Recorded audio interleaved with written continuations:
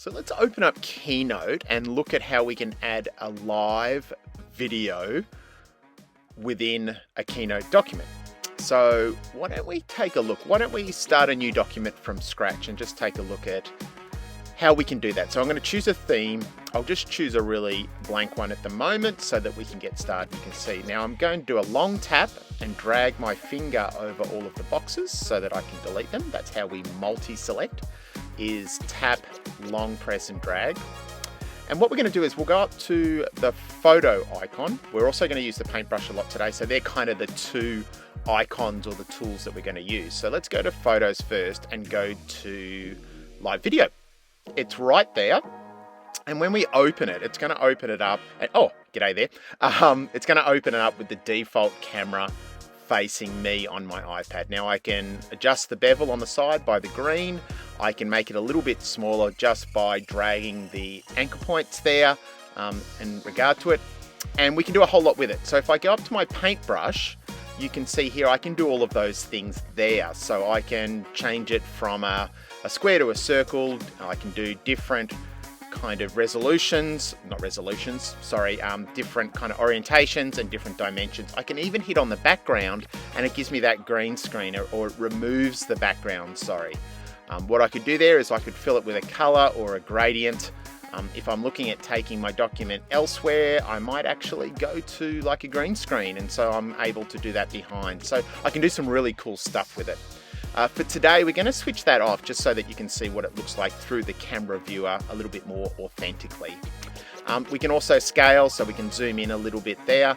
And if I press on sources, you can see that you can add a source. So the camera itself, you can actually add a new one. Let's call this one rear. And if I get rid of the keyboard, see down the bottom here, I can change it and I can flip from the front camera to the rear of the iPad. You can see there I've got ultra wide or wide, and I can add it. And that's how we can actually add different cameras or settings to our live video. You can see there, that's the back one. And to be honest, that's the one probably going to use a lot more in a teaching context going forward. So let's make that bigger so that you can see it's facing my desk. It's a little bit messy. I apologize for that. I can make that bigger and smaller, which is pretty cool. I can right click on it or tap on it, and I can do things like copy and paste to make a second kind of camera setting.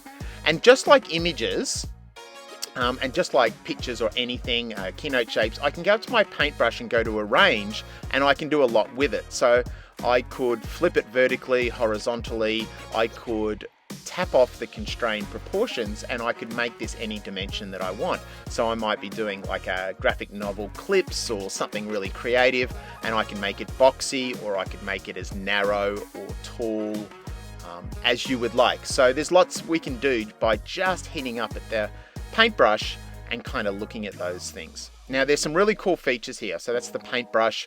We can arrange it, we can bring it to front, bring it to back. In live video here, you can see that I've got my two sources, my two different cameras that I can jump between. Down the bottom, we've also got manage your previews, so you can kind of see what you've actually created in regard to your sources. So there's some other really cool features, things that I kind of encourage teachers to look at. One of them is Apple Pencil. So I'm going to use my Apple Pencil here, and I'm going to press play at the top. Now this is good for drama teachers, health and PE teachers, analysing. What I can do there is when I press play and tap my iPad Pencil, I can draw over a live feed. Now I can just hit the back button when I don't want specific things. So I might be doing a live science demonstration, looking at the plant structure. I could be doing anything, but you can see here I can point, I can draw over the top, and I can record my whole screen to create great little tutorials for my students. So I always found this really hard to do, and this is the only way I've found how to annotate over a live camera view. And you can do that by using Keynote Live Video, press play, and then just tap your screen with your iPad Pencil to start drawing. So that's a nice little feature going forward there. What else can I show you?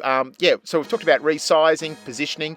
We can also bring in everything that you're working in as well. So I can bring in my two live videos here. I can change my bevels. I can maybe have one rear camera and one front camera. So you can see here, that's me. Let me get my finger out of the way. There I go. I've got a live camera at the back and a rear. Now that might be dependent on what iPad you're using. If you feel like you can't do that, have both screens happening at once or both cameras, you can definitely, it might be because you've got older model iPads going forward, which is pretty cool. Paintbrush, we can do all of those awesome things. We can swap off our backgrounds like we've shown.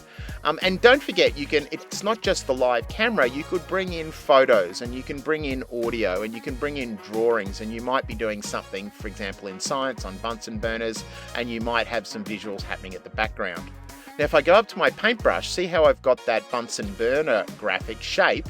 I can bring that to the front or the back, and because I've switched on the remove background, you can see here it goes behind me. So you can start to play around with different features by turning off that remove background in regard to the Keynote settings. You see down the bottom there it says background. And so you can start layering content and creating little compositions with the video itself. Now the sky's the limit. I'll let you teachers kind of think about what you can create, but that's a little example of live video.